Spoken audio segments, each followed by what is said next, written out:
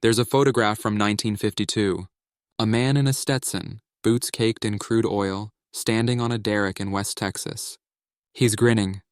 The sun is setting behind him like he owns it. Below the photo, in bold letters, "The New American Dream." His name was Tommy Norris. He was a landman, and America worshipped him. But here's what the photo doesn't show: the whiskey bottle in his truck, the divorce papers in his glove compartment, the fact that 3 months after that photo was taken, he'd be sleeping in a motel with a loaded revolver under his pillow, unable to close his eyes without seeing the faces of farmers he'd lied to.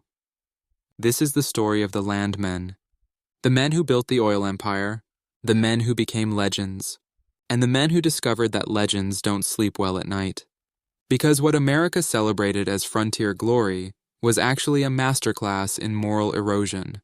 And the price wasn't just paid in broken handshakes, it was paid in shattered souls. We built our modern world on their shoulders. We just never asked what that weight did to them. The mythology was perfect, almost too perfect. In the 1940s and 50s, as oil transformed America from a nation into a superpower, the landman became the new cowboy. He didn't ride horses, he drove Cadillacs.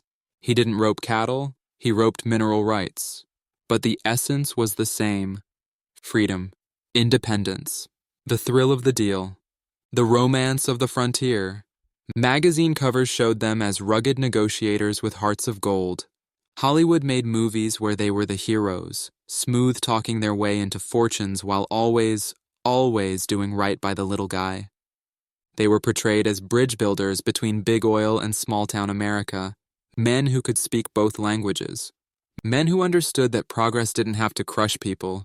It was a beautiful lie, and for a while, even the landmen believed it. They'd roll into towns in Oklahoma, New Mexico, Montana, their trunks filled with contracts and cash. They'd shake hands with ranchers, buy rounds at local bars, attend Sunday services. They'd promise wealth beyond imagination. A signature here, and your grandchildren would never have to work. They made it sound like salvation. Some of them meant it, at first. But here's what nobody told you about the landman's world. The quota was everything. Miss your numbers, and you were done. Not just fired, blacklisted. Your name would spread through the industry like a disease.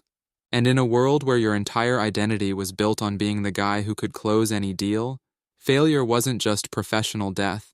It was existential annihilation. So they learned to bend. Then they learned to break.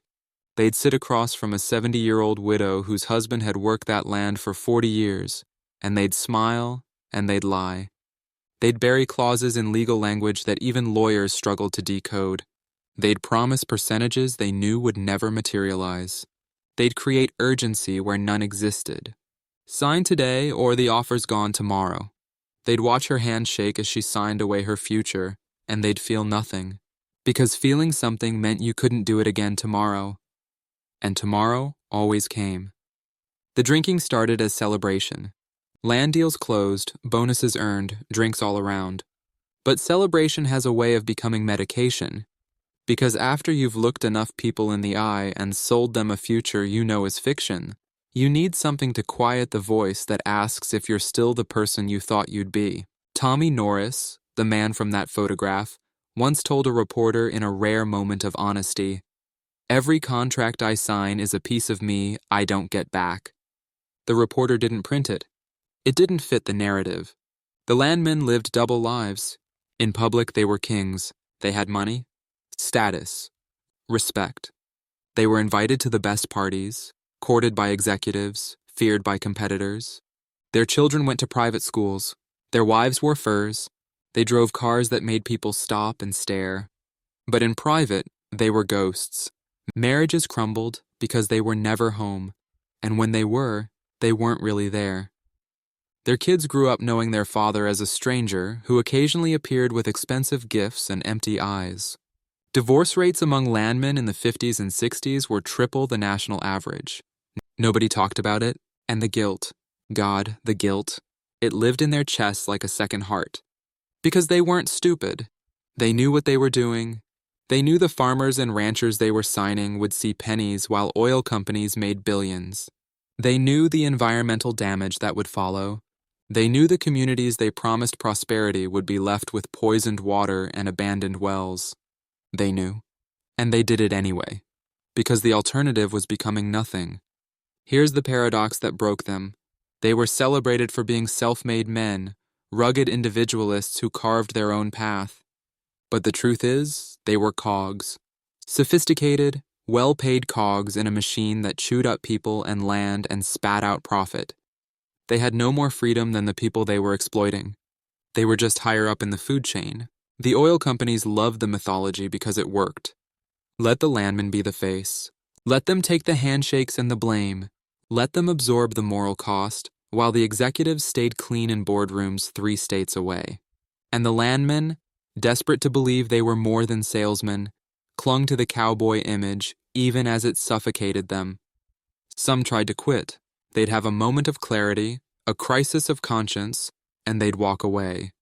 But walking away meant losing everything. The money, the identity, the only skill they'd honed. Most came crawling back within months, more broken than before. Others didn't come back. The suicide rate was never officially tracked, but ask anyone who worked in the industry during those years, and they'll tell you stories. Men who drove their cars into lakes. Men who put guns in their mouths in motel rooms.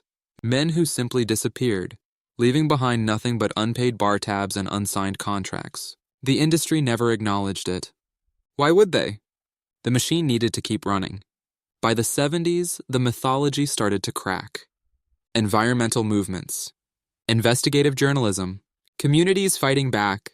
The image of the noble landman began to look less like a hero and more like a villain, or worse, a patsy. But by then, a generation of men had already been hollowed out. They'd built empires on quicksand. They'd sacrificed their humanity for a version of success that was always just out of reach. And they'd done it all while being told they were living the dream. Tommy Norris died in 1978. Liver failure. He was 53. At his funeral, oil executives gave speeches about his contributions to American prosperity. His ex-wife didn't attend. His children barely knew him. The ranchers he'd swindled never heard he was gone. Nobody cried. This is the hell behind the world everyone idolized. Not because the landmen were monsters, but because they were human. They wanted to be heroes so badly that they became something else entirely. They wanted to believe the lie so deeply that they forgot they were the ones telling it. And here's the cruelest part. We still need them. The energy that powers your life, the gasoline in your car, the plastic in your phone, it all traces back to deals made by men like Tommy Norris. Men who sold their souls so you could have convenience. We built the modern world on their broken backs, and we never said thank you. We just moved on. So when you see that photograph from 1952, the man on the derrick grinning at the sunset, remember this. He wasn't celebrating. He was trying to convince himself that the man he was becoming was worth the man he used to be. He never did.